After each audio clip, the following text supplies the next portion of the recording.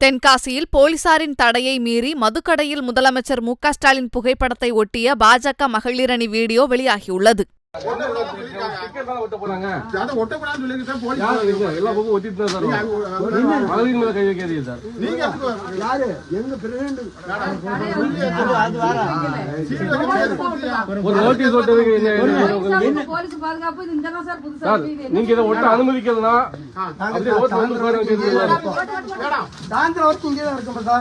Sir சாயந்தரம் வரைக்கும் இங்க வரமா தான் நிற்போம்.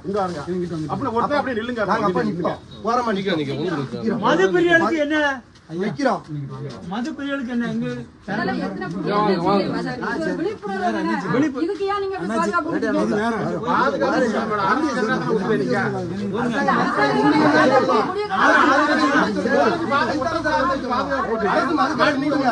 அரசு மதுக்கடை மூட.